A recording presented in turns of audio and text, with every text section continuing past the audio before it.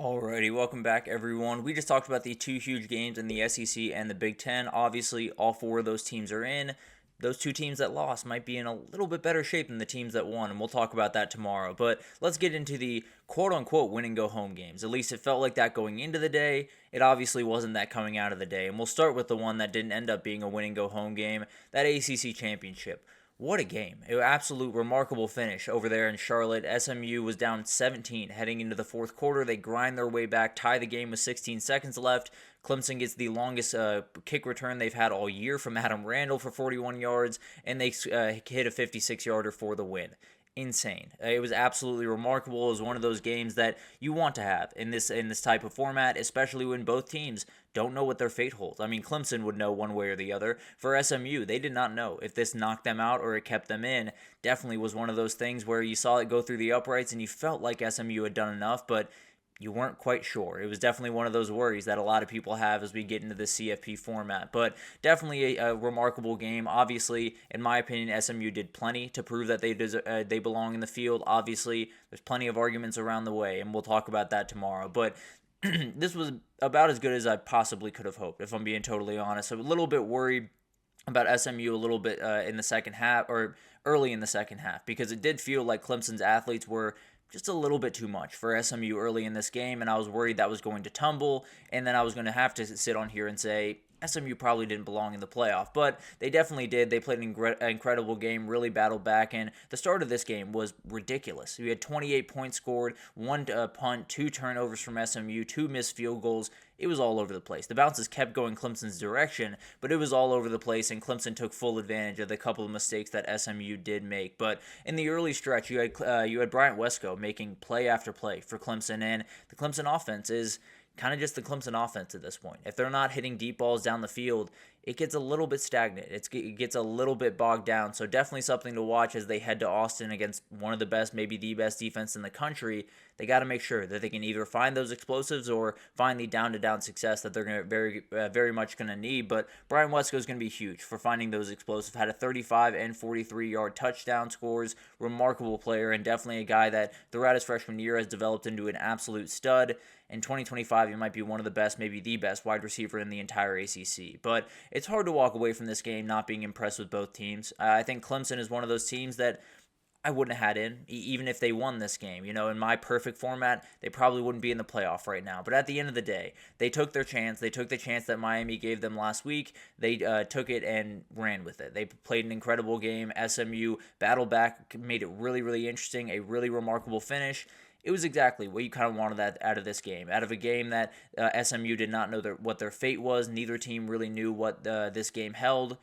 It was a lot of juice in that building. There's no doubt about that. But where these teams go from here, you're both in the playoffs. So for SMU, you're off to Happy Valley. And this is going to be a really interesting game as far as I see it, because this offense for SMU, not necessarily similar in the way they go about business to Oregon, a lot of the same athletes, a lot of the same explosivity, a lot of the same ability, and you got a quarterback that can really scoot in Kevin Jennings. So that's going to be a really fun game. Cannot wait to break that one down in a little bit more detail. We'll do kind of just a quick look at all the first round games tomorrow. I'll give my predictions tomorrow, a lot of different stuff coming on that. And then for Clemson, you got the chance. You had the chance in front of you, and you took it. Now you're in the dance, and you're just waiting for the possible winner of that you are heading to Texas. You're heading to Austin, Texas, hoping you can kind of spoil some of the fun and get a lot of the really fun storylines going in.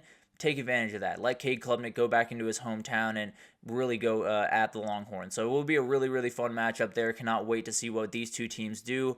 Really excited about that SMU-Penn State matchup. Clemson definitely looking for an upset where no one believes they're going to get it probably. And then Iowa State, Arizona State, this was a beating pretty much from the jump. There was a moment where it felt like we might have a little bit of a shootout there, and then Cam Skattebo just kept running. He just kept taking over this game, just kept going to work, and had 16 carries, 170 yards, 2 scores, had most of that in the first half, frankly, and then just for fun, added 2 catches, 38 yards, and a score. This kid is remarkable.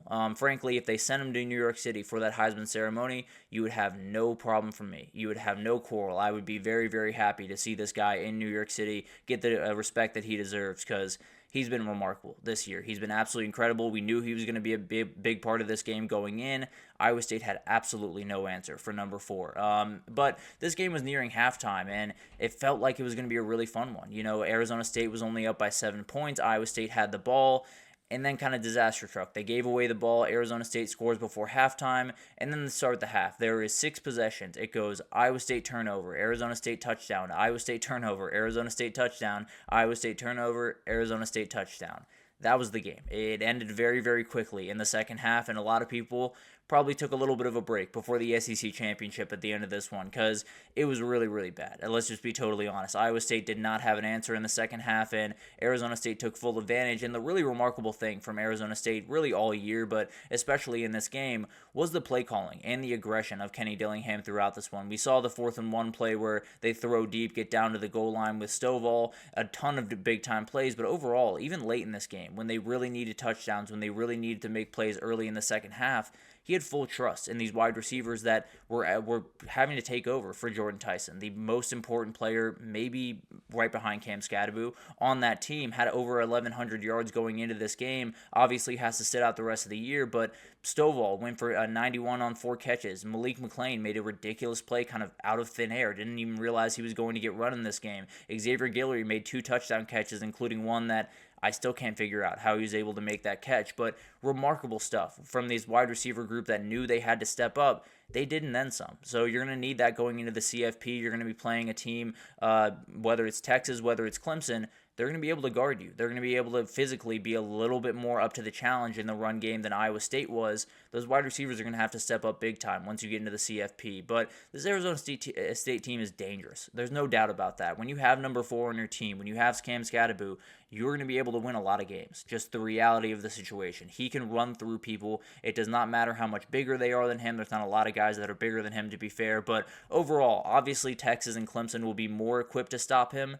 I don't know if anyone's fully equipped to stop Cam Skattebo. So it'll be awesome to see what this team can do in a couple of weeks. Obviously, we got to wait a little bit, no doubt about that, but cannot wait to see what they can do against either Texas or Clemson when they finally face off. And for Iowa State, where do you go from here? I think there's a lot of questions because the big one is, what's Matt Campbell's future around there? There's a lot of talk about him around the UNC job. We'll talk about coaching carousel and some stuff that happened this weekend on tomorrow's show, but overall, you're facing Miami in a bowl game.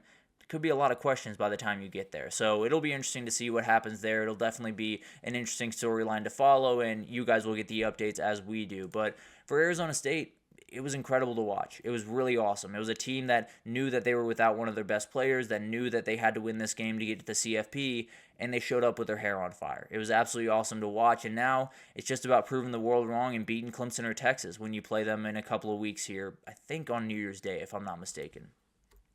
UNLV Boise State, another one that got a little bit aggressive, if I'm being totally honest. Boise State controlled this game for the vast majority of it, and while Ashton Jeanty went for 32 carries, 209 yards, and a score, he's absolutely remarkable. There's no doubt about that. This defense was incredible. They were all over the place. UNLV actually got to 217 rushing yards on the day. Thing is, 148 of that came on 3 carries.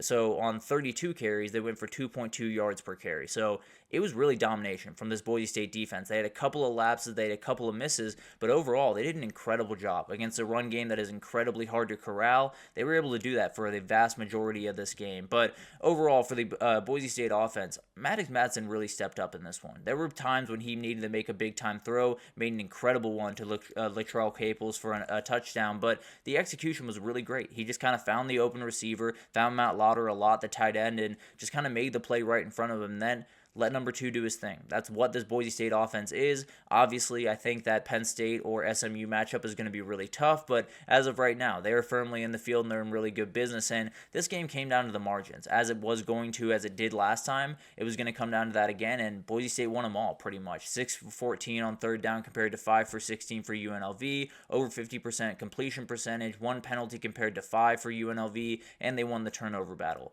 That's how you win football games, especially at a championship level. You win those margins, and Boise State did exactly that. So this Boise State team, you guys have followed me. It's been a little bit hard for me to fully buy into this team. I've been a little bit worried about Ashton Jeanty's health. I've been a little bit worried about this defense's ability to hold up against some of the elite teams in the country. We'll get to find out. That's the good news about this. We'll get to find out here in a couple of weeks, whether it's Penn State or SMU. We'll find out just how real this Boise State team is. Maybe they're more real than I and a lot of people are giving them credit for. But where they go from here, for UNLV, a lot of things are going to change around there. There's no doubt about that. Barry Odom has already taken the job over there at Purdue, and we'll talk about that tomorrow in more details.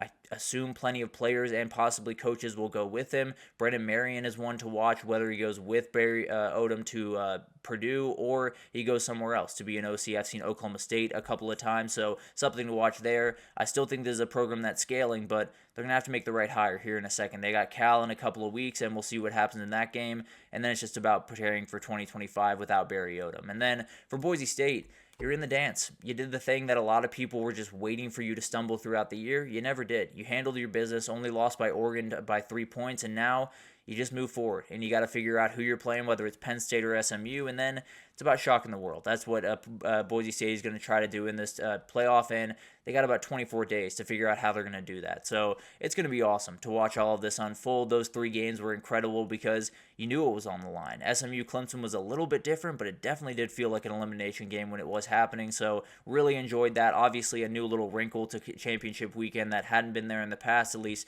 not across championship weekend. So really fun to watch all of that unfold. But let's take our third break here, and when we come back, let's just talk about all the other Group of 5 champions. I want to make sure I give them their proper love as we head into the postseason. But a lot of really fun games. Army absolutely rolls, and we'll talk about it right after this. So stick with us.